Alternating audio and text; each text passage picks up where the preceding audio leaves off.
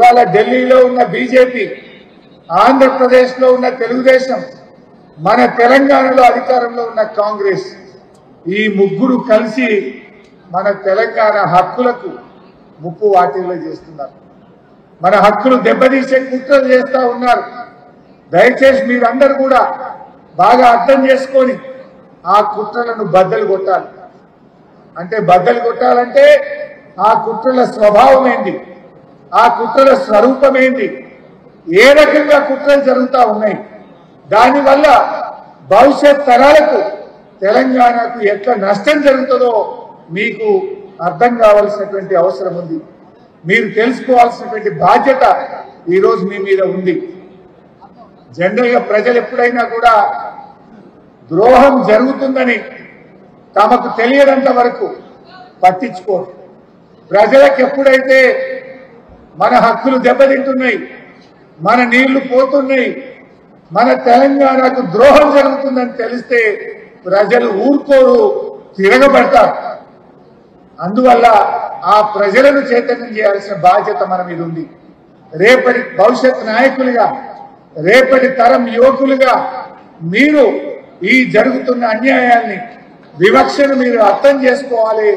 ఆ వివక్షను ప్రజల్లోకి బలంగా తీసుకుపోవాలి. మన హక్కులు మనం కాపాడుకోవాలి. తెలంగాణ ప్రయోజనాలను మనం నిలబెట్టుకోవాల్సినటువంటి బాధ్యత మన మీద ఉంది. కాళోజీ గారు ఒక మాట చెప్పారు, ప్రాంతేతరుడు ద్రోహం చేస్తే ప్రాంతం పొలిమేరల దాకా తరిమి కొట్టండి, ప్రాంతం వాడే ద్రోహం చేస్తే ప్రాంతంలోనే పాత్ర పెట్టండి అని ప్రముఖ కవి కాళోజీ గారు చెప్పారు. ఇలా ప్రాంతేతరుడు ఎవరు? మనకు ద్రోహం చేస్తున్న ప్రాంతేతరుడు ఎవడు? ప్రాంతం వాడెవడు?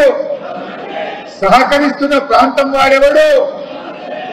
మరి ఆ గురు శిష్యుల గూఢపుటానేందో, ఆ గురు శిష్యులు కలిసి ఈ తెలంగాణకు ఎట్లా అన్యాయం చేస్తున్నారో నేను పీపీటీ ద్వారా ఇప్పుడు మీకు వివరించే ప్రయత్నం చేస్తాను.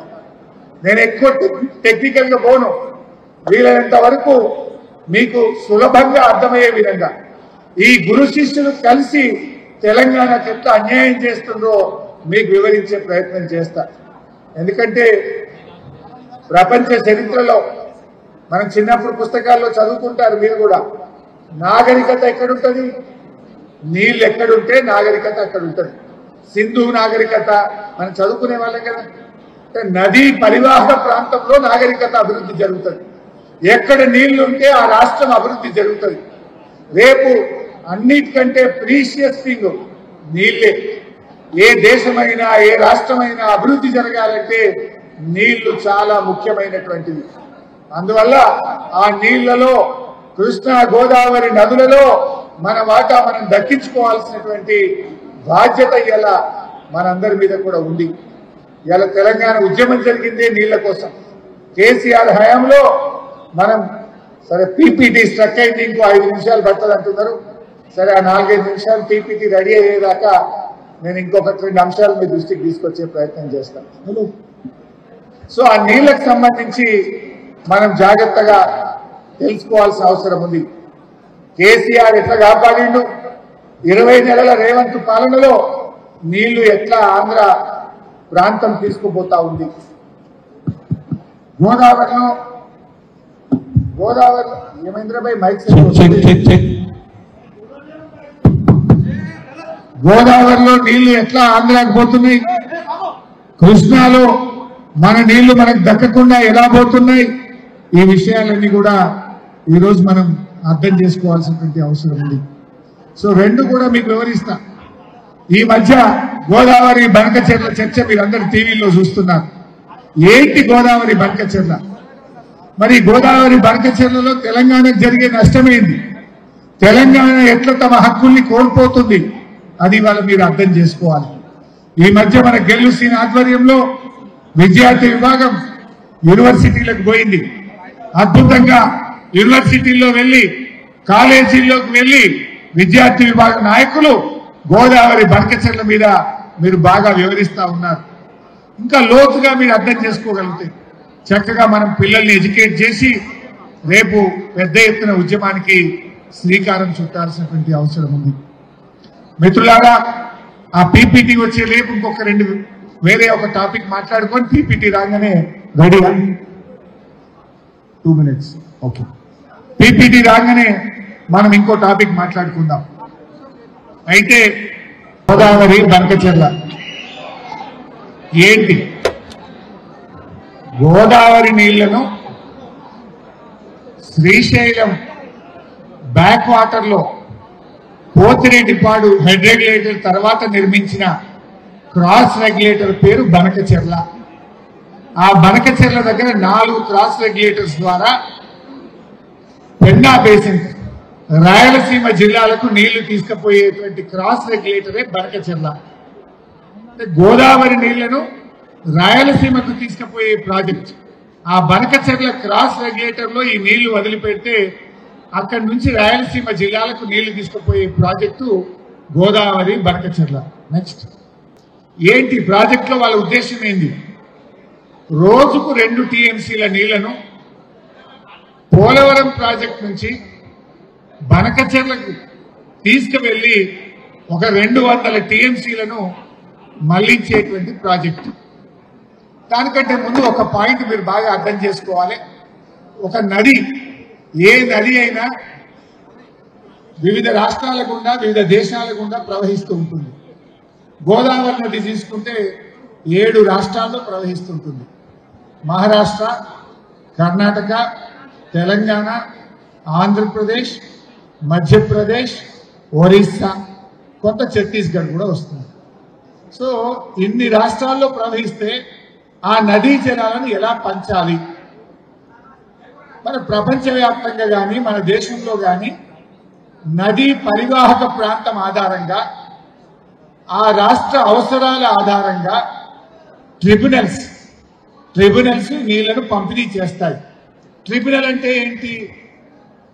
కేంద్ర ప్రభుత్వము రిటైర్డ్ సుప్రీంకోర్టు జడ్జిల ఆధ్వర్యంలో 3 సభ్యులతో ట్రిబ్యునల్ ఏర్పాటు చేస్తారు.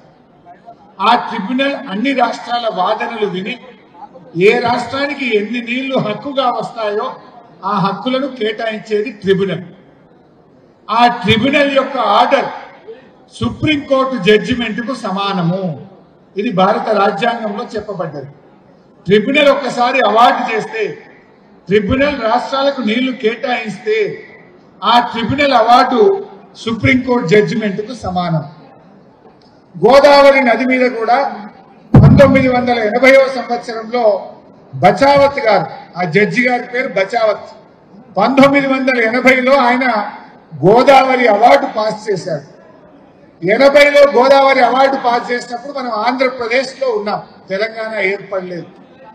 ఆ రోజు ఆయన ఏం చెప్పాడంటే, మహారాష్ట్ర తర్వాత కొన్ని నదులకు సంబంధించేమో remaining waters belongs to the state of Andhra Pradesh అన్నాడు. కొన్ని స్ట్రీమ్స్ కు సంబంధించి all water belongs to the state of Andhra Pradesh అని చెప్పాడు. సో ఆ రోజు ఆంధ్రప్రదేశ్ గా చెప్పాడు. ఆ ఉమ్మడి ఆంధ్రప్రదేశ్ లో 968 TMCలు తెలంగాణకు గోదావరి నదిలో మనకు జీవోలు ఇచ్చారు. 968 TMCలకు వివిధ ప్రాజెక్టులకు ఉమ్మడి ఆంధ్రప్రదేశ్ లో నీళ్లు కేటాయించారు. మనం ఆ 968కి ప్రాజెక్టులు రూపకల్పన చేసుకున్నాం. మరి ఇప్పుడు ఆంధ్రప్రదేశ్ ఏమంటుంది?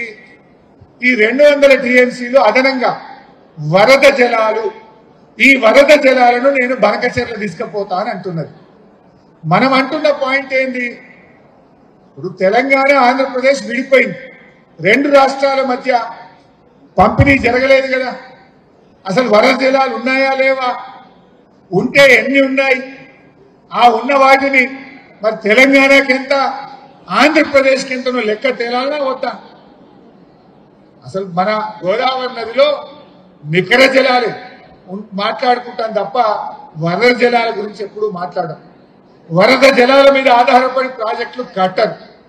మరి ఆ నికర జలాలు ఉన్నాయా, వరద జలాలు ఉన్నాయా, ఎన్ని నీళ్లు ఉన్నాయని లెక్క తేలినాక అందులో తెలంగాణ వాటా ఎంత, ఆంధ్ర వాటా ఎంతో లెక్క తేలినాక నువ్వు ప్రాజెక్టు కట్టాలి.